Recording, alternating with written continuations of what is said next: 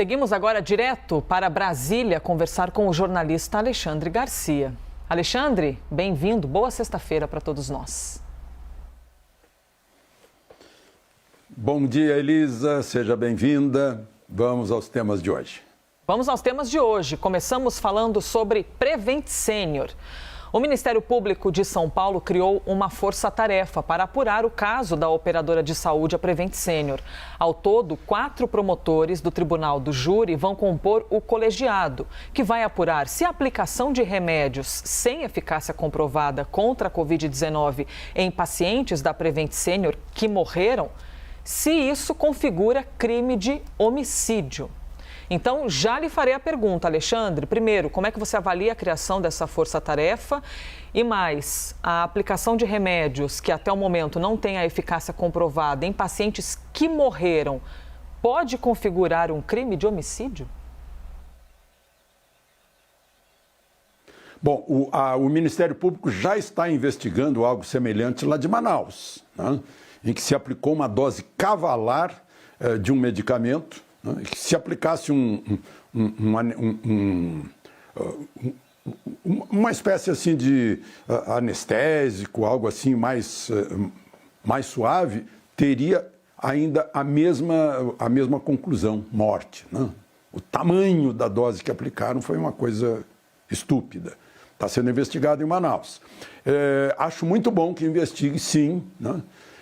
Porque há um princípio de medicina que é seguido nesses casos, a Declaração de Helsinki, é de 1964, foi confirmada várias vezes pela Associação Médica Mundial, né? E que diz, entre outras coisas, que esses remédios experimentais, né, ou remédios já conhecidos, já comprovados para outras doenças, testar em alguma doença, em primeiro lugar, tem que ser de comum acordo com o paciente. Em segundo lugar, o médico tem que buscar tudo para salvar a vida do paciente, para dar bem-estar ao paciente, para dar saúde ao paciente. Então, sim, ótimo, é bom que investigue, né? Como eu imagino que numa CPI futura vão investigar os atestados de óbito, né? Investigar a relação das prefeituras com os atestados de óbito, dando como causa mortes a Covid, né? Isso certamente mais tarde vão investigar também. Agora, os tais remédios sem eficácia comprovada salvaram milhares de vidas sendo aplicados imediatamente, né? Mesmo antes do resultado do teste. É na fase 1. Né? Na fase 2, às vezes, evitam hospitalizações. Na fase 1, sempre evitam hospitalizações, sempre evitam sofrimento. Na fase 3, são ineficazes. Depois que a pessoa já está hospitalizada ou está entubada. Eu conheço alguns casos em que, por exemplo, um motorista de Uber que já estava entubado e se salvou na aplicação dele. Agora foi aplicado o remédio, mas não se sabe se foi isso que salvou ou não, né? Então, essa questão aí de eficácia comprovada, a gente só vai saber daqui a uns 3 anos, né? Agora, tudo é experimental, né? Enquanto tudo é experimental, só o tempo dirá. Não existe teste de laboratório, né, que supere o teste no ser humano.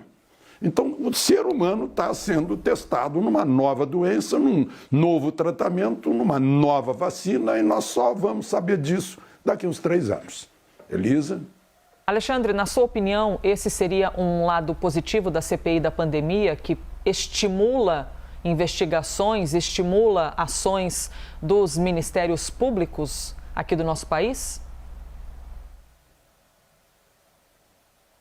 Olha, eu não creio que o Ministério Público esteja sendo conduzido por essa CPI, né? Eu acho que o Ministério Público é uma das obrigações. Ao perceber que pode ter havido um crime, ele vai investigar, né? Eu acho que seria diminuir o Ministério Público, imaginar que ele está jungido a essa CPI. Elisa? Vamos ao próximo assunto, então, 8h51. Adolescentes e vacina contra a Covid-19. E por que a gente está trazendo esse assunto para cá? Porque é bastante importante. Primeiro, havia uma determinação para tal público-alvo que deveria receber a vacina contra a Covid-19. Na semana passada, vocês viram aqui conosco que o Ministério da Saúde adotou uma nova recomendação. Falou, parem as máquinas. Por enquanto, a aplicação é só para adolescentes que tenham, por exemplo, comorbidade. Mas agora, o Ministério da Saúde voltou atrás e voltou a recomendar a vacinação após a Anvisa concluir que aquele caso da adolescente de 16 anos que morreu no interior do estado de São Paulo não tem qualquer relação com a vacina que ela recebeu uma semana antes de morrer. O secretário executivo da pasta da Saúde, Rodrigo Cruz, afirmou à CNN que os pais devem levar seus filhos para tomar a vacina e que o imunizante da Pfizer é seguro para os jovens. Mais de 20 estados brasileiros mantiveram a vacinação contra a Covid-19 em adolescentes que não tenham comorbidades, mesmo após o Ministério da Saúde ter recomendado a suspensão da imunização deste grupo. Alexandre, como você avalia então esse recuo, esse voltar atrás do Ministério da Saúde sobre a vacinação de adolescentes e mais? Na sua opinião, essa atitude revela que houve alguma precipitação por parte da pasta ao suspender a imunização nos jovens? Não. Houve cautela, né? Houve cautela. Tanto é que informa-se que não foi a vacina, mas não se diz o que foi. Que evento ocorreu com essa menina, né, de 16 anos? Que outro evento ocorreu com ela que causou a morte? Trombocitose, né? Uma coisa assim. Bom, em primeiro lugar. Segundo lugar, tornou-se inócua a decisão do Ministério da Saúde depois que o ministro Lewandowski confirmou que governadores e prefeitos é que administram a pandemia nesse caso, né? Governadores e prefeitos é que têm o poder de decidir a idade de quem vai ser vacinado, e não o Ministério da Saúde, e não o governo federal. Então, tornou-se inócua a decisão do Ministério da Saúde, né?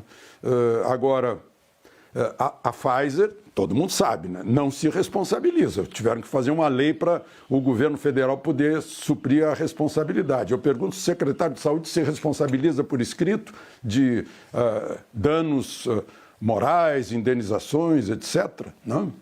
Isso é outra questão. Agora, olha só os mistérios.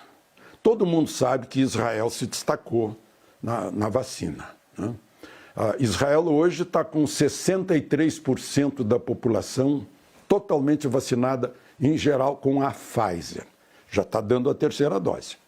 O Brasil está com 40%, 39,4%, está com 40% da população totalmente vacinada. Agora, olhem o Worldometer, né? Está lá, está acessível para todo mundo. O Brasil tem 99 mil casos por milhão de habitantes de Covid. Teve, né? Israel teve 134 mil casos de Covid por milhão de habitantes. O Brasil está com desempenho melhor que Israel. São coisas que ainda são inexplicáveis. Nós vamos ter a explicação disso daqui a 1 ano, 2 anos, 3 anos, né? Essas são as questões que não pode ter dogma nisso. O dogma tem que ser: vamos salvar vidas, vamos evitar sofrimento. Está lá na Declaração de Helsinki, né? Vamos fazer tudo para evitar a hospitalização, porque a hospitalização já é uma marcha para trás, né? Essa é a grande questão aí da vacinação. E ponderar, né, para menores qual é o risco da Covid, qual é a possibilidade de risco da vacina, que ninguém sabe, né? Então, é esperar para entender. Elisa? Vou trazer então o próximo assunto, Alexandre, para a gente falar também um pouquinho sobre CPI da pandemia, porque a comissão aprovou a quebra de sigilos do diretor da Precisa Medicamentos, o Danilo Trento. Essa medida foi adotada após o empresário se recusar a responder a maioria das perguntas durante o depoimento. Vamos ver. Vossa Senhoria é sócio, parceiro ou empregado de Maximiano? Eu sou o diretor da Precisa Medicamentos, diretor institucional. diretor institucional, mas é remunerado para tanto por Maximiano, pela Precisa, ou participa societariamente? Ou através de uma outra empresa? Senhor senador, com devido respeito, irei exercer o direito a mim assegurado e permanecer em silêncio. Dizem que o ex-presidente, já falecido, teria se matado, Getúlio Vargas. E a informação, o senhor participou desse evento com Getúlio Vargas, na morte dele? Não. Não. Então, eu vou entender que todas as vezes que ele não responder, é um sim, tá, o senador Renan? Perfeito. Correto? Porque como ele respondeu que ele não participou da morte do Getúlio Vargas, ele disse não. Então, todas as vezes que ele disser para os senadores ou senadores que o questionarem que ele vai permanecer em silêncio, nós entenderemos na CPI como um sim.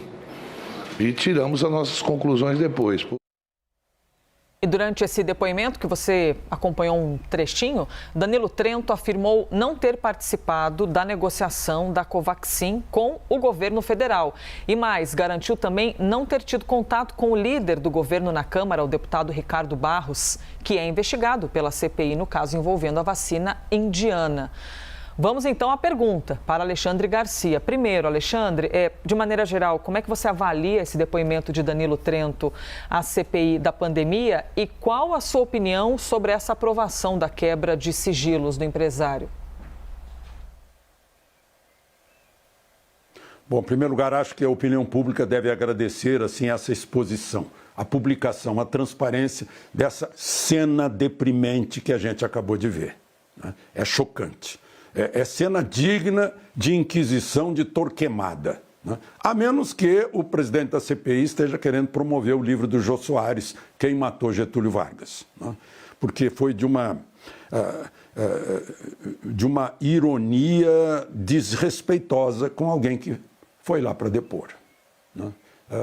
Não cabe tentativa de humilhar, de fazer ironia sobre as pessoas que vão lá depor, né? Bom, e a outra questão aí foi, você me perguntou sobre, porque eu fiquei tão chocado ao rever essa cena que esqueci a segunda parte da sua pergunta, Elisa. Mas eu vou lembrar aqui junto com você, e agora que você me perguntou, eu também esqueci. Quebra de sigilo bancário do empresário. Sim, outra. Eu acho que é a promoção do livro do Lewis Carroll, Alice no País das Maravilhas. Lembra da Rainha de Copas? Cada vez que é contrariada, ela gritava, cortem-lhe a cabeça, cortem-lhe a cabeça. A CPI tem feito isso. Quebra o sigilo, quebra o sigilo, quebra o sigilo, né? Isso a gente tem ouvido em todas as sessões da CPI. Elisa? E nessa sessão, o dia de ontem também ficou marcado por um bate-boca, né, entre os próprios integrantes da comissão. O que aconteceu? Os senadores Renan Calheiros e Jorginho Melo trocaram ofensas e aí a sessão foi interrompida. E até mais do que ofensas, não é, Alexandre? Os senadores se levantaram, alguns seguraram o Jorginho, outros seguraram o Renan, a Renan se aproximou. Quase pareceu que alguém ia encostar a mão no outro, só que isso não aconteceu. Como é que você avalia essa discussão Quase. que de repente virou ali uma loucura, né? Normal, desde o primeiro dia, aos gritos na CPI, né? Gritavam contra, principalmente mulheres, né? Depoentes mulheres, doutora Anise, doutora Maíra, né? Lembram? Né? Os valentes contra mulheres, gritavam muito. E agora continuam gritando, agora estão gritando entre eles, né? Na véspera houve uma invasão de campo, lembram? Todo mundo se levantou e foi lá para a mesa no dia do depoimento do ministro-chefe da CGU, da Controladoria Geral da União, aconteceu isso também, né? Então, dessa vez, relator Renan Calheiros não gostou de ter sido interrompido pelo senador Jorginho Melo de Santa Catarina, disse não me interrompa, e o senador Jorginho disse eu interrompo. Eu interrompo. Aí ele chamou o senador de vagabundo, o senador respondeu chamando de ladrão picareta. Aí os ânimos esquentaram, aí me segura que senão eu bato e tal. Foi aquela coisa toda. Enfim, a CPI começou aos gritos e vai terminar no grito. Elisa? Alexandre, obrigada por mais um dia e por mais uma semana. Sexta-feira, aproveite o fim de semana. Até segunda. Muito obrigado, aproveitem o fim de semana.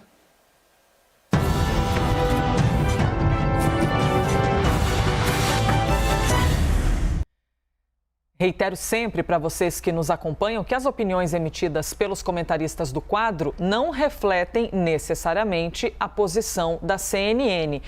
E mais um acréscimo aqui neste fim do quadro de hoje. A CNN ressalta que não existe um tratamento precoce comprovado cientificamente para prevenir a Covid-19. O que a ciência mostra é que a prevenção com o uso de máscaras e a vacinação são as únicas maneiras de combater a pandemia.